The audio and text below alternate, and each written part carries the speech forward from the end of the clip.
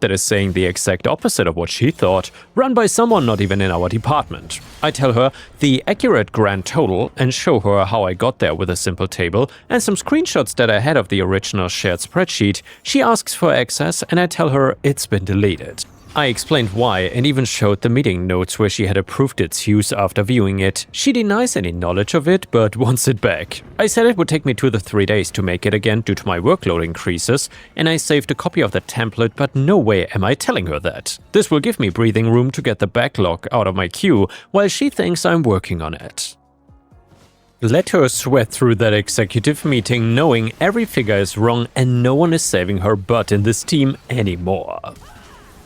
Update 3 weeks later and said spreadsheet has never been reproduced, by the way. The reason? Our new admin started, the one who got hired as more qualified than me, and I realized something very important during the r/tales from tech support that followed her start. I'm not handing anyone away to look good in front of the boss on my labor. When questioned about a lack of spreadsheet appearing, I responded, I'm no longer the most experienced Excel user here in the team, and I think new hire will make a much better version. I'm looking forward to learning some tips and tricks from them. Spoiler, she is a standard user.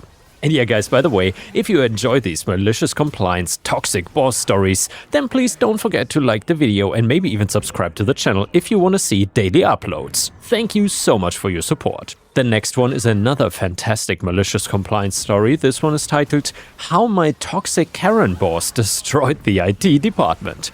This happened like decades ago. I joined a company that was set up as a consultancy to a large corporation to repair their relationship amongst the local community that they were part of. I was in the IT division, so I was part of a team of 5 people who installed computers in local businesses, and it ran a billing package for these businesses. We trained their staff and supported everything. This was all done as a low-cost outreach and was very successful. This went fine for about 8 years until the top guy in the company left to join the corporation and a new guy took his place as director. The new guy, who was not really a problem, was more of a paper manager, a genius at it really, but he left all personal issues to the department managers. However, he didn't get along with the IT manager, and she finally resigned after months of tense standoffs over various policy issues. Now, I was the most experienced staffer and I might have had a chance to get her a job, but the office grapevine said the director had already secretly selected someone himself. And this was surprising as we had merged with a large corporation and all hiring was required to go through human resources,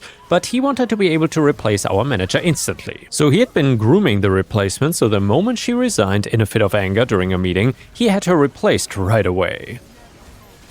Remember how I said the director was not good at personnel? He was not good at hiring and interviewing either, and the new IT manager was horrifically unqualified. Her resume was invented from top to bottom, she had no management experience, and as we discovered, she knew nothing about IT. How much nothing, you're asking? Well, she didn't understand the difference between Macs and PCs. She made a major purchase of new software for the entire office, Mac Office software.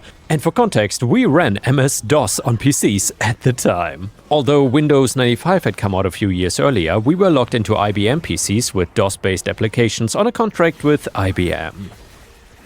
And by the way guys, this story seems to be a blast from the past. Anyway, her resume boasted a deep programming background, but she didn't know what a subroutine was, and it simply got worse and worse. Over the next few years, she deliberately drove out all the experienced staff. She would require highly granular timekeeping for all of IT, tracking who called in for support, and when we spent support at a business or the corporation, even though there was zero use for this as there wasn't even internal tracking for who used what. When we complied, including tracking the time to track the time, and her increasingly complex needs for details started to take up to an hour each day, and the director ended it.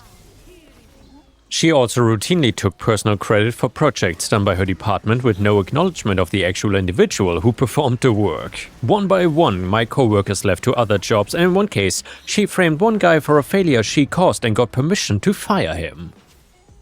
She replaced everyone with people she had known at previous jobs regardless of their backgrounds and job skills. A COBOL programmer replaced one of our training and support people. He was a great guy and miserable in the role she put him in. She hired another woman to replace another staff member, but all this woman had done before was author training manuals. Our training materials were all provided under our contract. I never figured out what she did aside from acting occasionally as a personal secretary, which made no sense since we had a secretarial pool, and she got paid 3 times what they got paid. As for me, my wife and I had our first child around this time, and I simply didn't care about issues of pride anymore. I was careful to CYA myself because all I wanted to do was bring home a paycheck for my family. The IT manager took credit for everything I did. I was careful to document my work, and in many cases, her taking credit failed because it was too obvious she wasn't involved. She moved on to trying to get me fired. Anyone who has done customer and computer support knows that you will get customers you just cannot make happy. Usually it's just a personality conflict, and in the past, we simply traded the call off to another member of IT staff, and that would often do the trick. But my manager tried to inflate all of these to fireable offenses. To my face, she would promise to have my back. As the original IT manager always did, she loved her staff and would take a bullet for us. Behind the scenes, she tried to build a case against me, though. The first time I realized this was a meeting between the director, one of our business consultants, my manager, and myself. I'd been given a heads up by the business consultant, and when I walked into the meeting, I had all my notes on my supposed failures. She made her pitch to the director, but the business consultant and I destroyed her and demonstrated to the director that she was inventing things. She was humiliated and I remained unscathed. The second time, an assistant manager at one of the businesses I'd recently installed a computer system at raised a huge stink. He had been following me around during the install and questioned me. It actually turns out he was trying to set up a system at home to call into his office to get onto the network, which back then was a bigger deal than it is today. However, I'd actually done this for another business before, but not this one. He had made some random guesses as to what he needed and wasted $5,000 because it was all IBM hardware and software, and he blamed me. Again, the IT manager told me she had reviewed my notes and knew that I was blameless. I was not stupid enough to believe her again, though.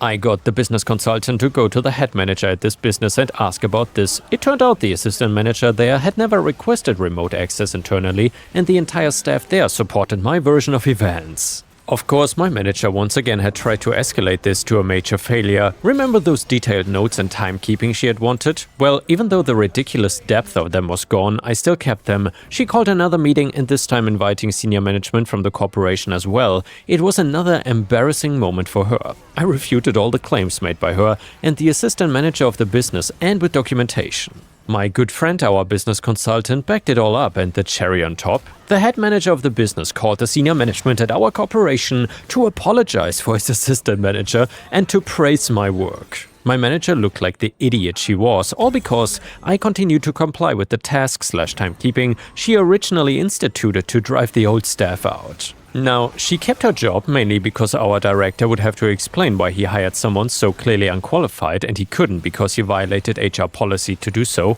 but I know you readers out there want to hear some juicy revenge payback as well. So that weekend following that meeting, a major business entire computer network I'd installed went down after a lighting strike. I remotely diagnosed it, and I knew it needed a simple hard drive replacement and a restore from a tape backup. So I came in Monday, and before I could even leave to fix the client, she called me to her office. She offered me a 3-month severance package, full pay benefits. They only offered these to management types normally. She hated me and wanted me gone. I told her I would gladly accept it, but didn't she want this client fixed? It was kind of a big deal. She said no. While I signed the legal paperwork, she rambled idiotically about my job performance, etc., but I just finished signing. I took my copy of the papers and told her that she didn't know anything about what she was talking about, and this severance proved that. I packed up my office, said goodbye to my friends, many of whom, by the way, were shocked and crying over this, and I cannot deny I was a little wet around the eyes too, and I told them it was not a problem, and you know what? It was not a problem. I'd been building my own software company on the nights and weekends for years with full permission of my original manager, and I walked out of there with 3 months of free salary into my own company, which was now paying me more than my old salary, now that I could go full-time with my partners. Oh, and by the way, my friend who got fired? I used my contacts and found him a job, a better job too. As for my manager though, Well, they took over 2 months to figure out how to replace and restore that hard drive to the business that had the lighting strike, and I wasn't kidding about her hiring the wrong people for our jobs. That business likely badmouthed them because they barely retained 25 to 30% of the businesses as they lost them one by one over the next few years. And my friends kept me up to date until they also left. And yeah, Ripe Stars, I gotta say, the part here that really matters is that OP gave her a chance. You, OP, literally said, "Don't you want this fixed?" And she still chose office politics over operations. That is not on you, that is simply on the person who wanted you gone so badly, she ignored the actual job. And by the way, guys, if you still enjoy these crazy malicious compliance Reddit stories, then please don't forget to like the video, because that would help me tremendously. And a user in the Reddit comment said, she really thought she was the chess master of the office when she was playing Connect 4 with the pieces missing. Imagine handing a man 3 months of paid vacation to go work on his own company full-time and thinking you defeated him. That is a special level of corporate delusion. And another Reddit comment said, the absolute best part of this entire saga is that this so-called highly qualified IT manager took 2 entire months to figure out how to swap a hard drive and restore a tape backup. I could teach a middle schooler to do that in just an afternoon. She probably had her unqualified manual writer secretary reading the IBM DOS manual out loud while the COBOL programmer banged his head against the desk. And the next one is another malicious compliance story. This one is titled, HR training leads to me getting paid extra. So for context, I work for a major grocery chain, and for the most part they are locked in on following labor laws properly, but every once in a while they don't know what they are talking about. Before this job, I'd been the GM of a high-volume brew pub, and before that I was the GM of a 14-screen cinema, so I also know labor laws pretty well, as both my previous jobs were drowning in employee relations. A while back though, we had a mandatory training for leadership about proper call-out procedures for our teams. In the training, our regional HR asked all department managers, what do you do if they text you? And I said, ignore the text. HR said, no, you need to tell them that to call out on our call out line. Let them know they need to leave their name, employee ID and their shift. I said, do I have to? HR says, yeah. Me, okay, but would you email us this info after the class? And they did. Then, about 3 months later, I had a new employee somehow get my phone number, which bothered me, but that's another story, and they texted me that they couldn't make it in the next day. I text back, call the call-out line, leave your name, employee ID and shift. The next day, when I was at work, I put in a timekeeper request for an hour of labor. This also happened on a Wednesday in a week where Wednesday was my only day off. Where I live, if you work even a single minute off the clock, the company is obligated to pay you for that hour. In addition, because I was scheduled 6 days already, that counted as another day of work, so my entire Sunday shift was time and a half, as it was 7 days in a row during the full Monday to Sunday work week. So then, about a week later, I was called into HR to discuss what they claimed was me abusing the system, and they wanted to write me up for it because that one text message resulted in like $200 of extra money on my paycheck. For context, $40 per hour wage, so 8 hours at time and a half is $160 plus the $40 on Wednesday, and I let them know that they were the ones who told me to work on my time off, and that if they wanted to punish me for it, they could see me in court and they would pay a hell of a lot more. I then reminded them of the email they sent telling us in detail what we were to do if an employee texted us to call out, and I told them that I value my work-life balance and even a minute of work is still work, and I expect to be paid for each moment of work I do. They said, okay, I will have to call the director of HR and discuss this, but we'll get back to you. But they never got back to me. But my paycheck was straight for the period, and a week later they sent out a follow-up email telling leadership to let their teams know that they were not to text the managers off the clock, and that if an issue arises they could call the store and the store could decide if it was important enough to contact us on our days off. My time is my time, and I'm getting paid for it. Thankfully for them at least, they never tried to retaliate over it. Sad for me, as I wasn't bluffing when I said I'm not afraid to talk to a lawyer, but it would have been a good payout. And the next one is another beautiful malicious compliance story. This one is titled, It is my job to deal with it? Okay, sure. So I work in public services, it was a new role, and I'm the first and only one of me. Essentially, this means that my job scope can be pretty broad and I have a lot of fingers at a lot of different pies. I've also gained the reputation of being a no-nonsense problem solver, cannot for the life of me think why, so when people have issues, they tend to come to me. I was busily hashing out a few tasks last week when I get something else slapped onto my plate. A manager of a service we commission with, appropriately named Karen, has apparently been working her way through people because she's not getting the resolution she wants. So one of the managers in finance wants me to look into this for Karen. Now, a thing to note here is that every April we increase rates along with inflation, but she didn't get it. The thing is, it's out of our hands. The services we commission from her are funded between us and another separate public service, PS2. We pay half, PS2 pays half, but we haven't paid the increase because PS2 hasn't agreed anything yet. What can I say? It's the public sector. Our team's conversation goes something like this. Me, hey finance manager, I actually cannot do anything about this because… Finance manager cutting me off. This is your job, it's your department that deals with these contracts, so deal with it. I don't care how, just get her off my back. Now, that is mostly paraphrased except for that last sentence which he said verbatim. I don't care how, just get her off my back. I write in chat to confirm, I am to deal with this and you don't care how? Finance manager says, yeah, for Christ's sake. I crack my knuckles and get to work, sending her the following email and CCing in finance manager and my own manager too. Dear Karen, I apologize for the delay in the inflationary increase for service. However, as this is jointly funded between ourselves and PS2, we are beholden to their financial timelines. As PS2 hasn't agreed yet to the 4.1% increase, we are unable to process it. Regardless of how many individuals you contact, this will remain the case until PS2 sees fit to approve. In instances such as these, our recourse should be to head down to the offices of PS2 and begin smacking naughty bottoms, but I fear HR would frown upon such action in these enlightened times. Might I suggest contacting PS2 yourself in order to expedite the process? I'm sure Finance Manager would be happy to direct you to the appropriate contact and answer any further questions. Warmest regards, my name. I then immediately got a Teams call from my manager where for 30 seconds all I could hear was laughing and he asked me what was going on. I sent him the screenshots of the chat messages between myself and finance manager and relayed the Teams call. My manager told me that it was not in fact my job, how odd, and later that day finance manager apologized but also warned me that in the future you should probably hold back on the bollock withering sarcasm. People might not find it amusing. I think I'm hysterical personally. Update, I had a Teams call from finance manager and it turns out he had just gotten off the phone with PS2.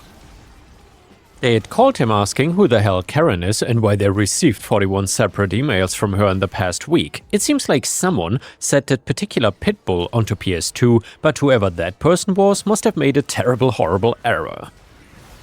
Because they sent her to a completely different team that were apparently very confused as to what was going on. So then they sent her to another team who sent her to another team. And she's currently being passed around like a spliff at uni housing, but here's the kicker though, she's being passed off due to her nuisance behavior, that's a given, but also because PS2 cannot authorize the uplift in her fees. She filled in her business address incorrectly back in January when we began commissioning with her.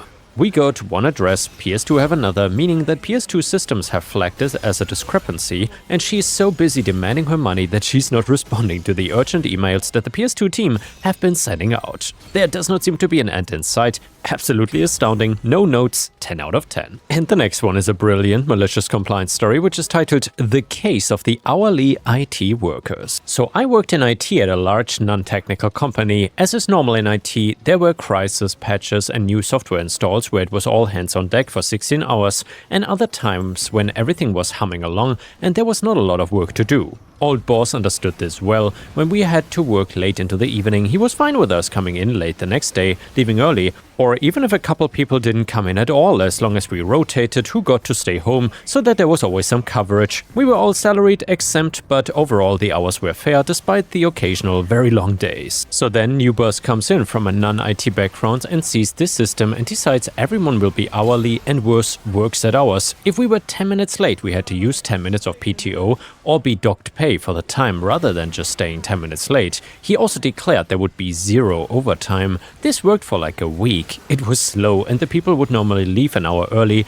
had to just sit at their desks and wait to clock out. So then, the first major systems issue happened, where the email server crashed. We all punched out at 5 and went home. The system stayed down until the following morning. Well then, Big Boss comes down and wants to know why it took so long to bring the mail system server back and how it hurt the business. New boss mumbles something about no staffing in the evening and Big Boss says it's never been a problem before. New boss tells us from that point on, when something breaks, we stay to fix it. Overtime starts piling up, and Big Boss asks about the budget. Several of us on the team decide to be brave and tell Big Boss what's going on and ask if things could just return to the way they were before. Shortly after, an email is sent out saying New Boss has now decided to take on another opportunity. In other words, was fired, and that the IT department was returning to salary exempt. And yeah guys, thanks for watching. I will see you again tomorrow.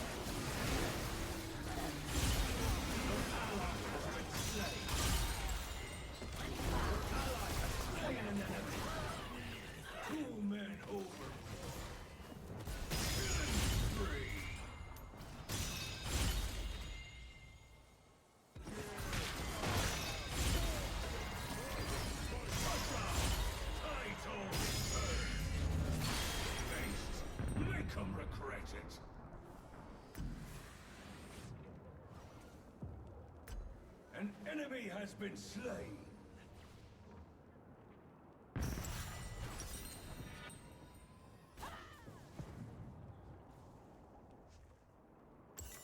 Every item has been stay the course now. Keep an eye out for fishing holes.